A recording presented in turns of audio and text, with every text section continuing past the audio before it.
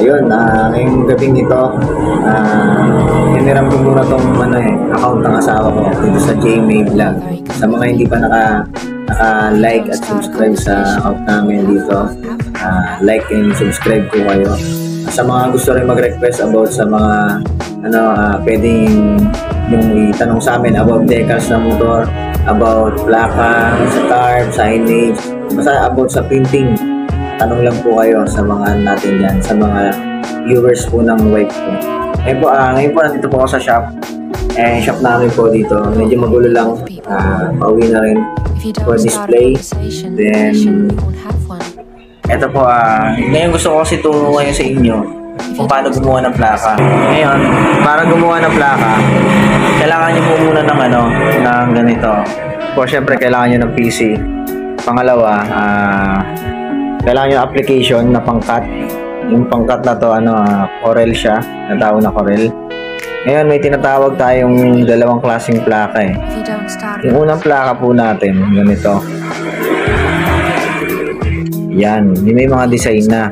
Pero usually kasi, ginagamit dito, MB file number po siya. Pag registered na, at the same time, may meron na siyang MB file, may ORCR na. Yan, MB file po kinukuha natin. Pero, meron din naman kasi ngayon, yung mga bagong labas ngayon na plaka.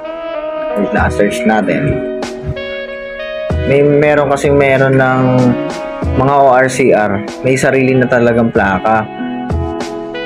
May plakang number na.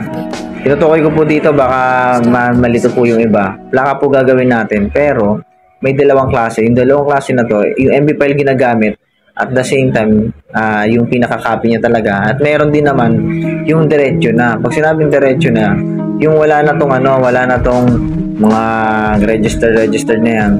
Diretso na yung number ng plaka. Halimbawa, kagaya ngayon 2021. Ito yung number niya, 1, 2, 3. Then, ayan, halimbawa, ito. Ang mga labas na plaka kasi ngayon, 3 numbers, 3 letters po siya. Ayan, ito siya. Ayan yung natin. Ito yung mga bagong ngayon. Yung bagong labas na plaka. Kapag meron sa ORCR nyo, meron ng number, yung pinaka-number ng plate po ninyo. Pero wala talaga kayong metal plaka pa galing sa LTO. Ito po, pwede na po siya gamitin. Tapos ito. Ngayon po, ayan, kakat lang po siya. Siyempre, kailangan nyo ng Corel. Pag kailangan nyo po ng template, susukatan nyo muna sa mga gusto mag-business po at wala pang ganito. Pwede o kaya mag-practice ng mga ganito. Kailangan nyo po ng Corel. Kailangan nyo rin ng platter. Ito po yung platter po. Mahalaga po ito. Kasi dito kayo magkakat. Mas advisable natin ganito. Platter po siya. Ito, lang po ito. Maliit lang po ito na platter. 24 inches lang. Wala pa tayong pambili ng malaki. Pero yan, okay na po yan. Malaking bagay na po siya. At hindi lang siya pang plaka. Pang rin po siya. Pang mga cut-out. Pag sinabing cut-out, yan yung nasa labas po namin. Yan.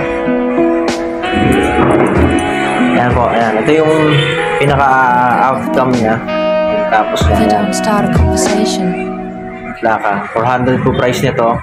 Ang gamit namin Versa board. Pag sinabi Versa board, ito yung mga pang standy. Yung standy na to, ito hindi nababali. Kasi yung mga acrylic kasi sometimes ngayon, yung acrylic kasi nababali siya. Kahit gaano kakapal pa siya, 3mm, 4mm, nababali talaga eh. Na-try na namin eh. Pero depende sa inyo kung anong gusto nyo. Ito lang sa amin kasi ito yung pang temporary lang talaga. Para safe din.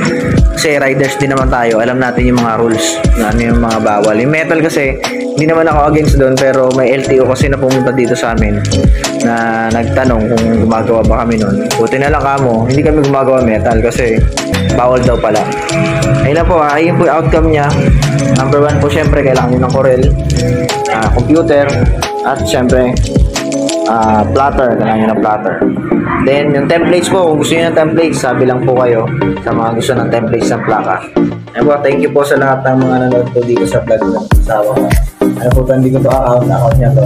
Hirap ko lang para lang matuturo sa inyo paano gumawa ng plaka. God bless po sa lahat.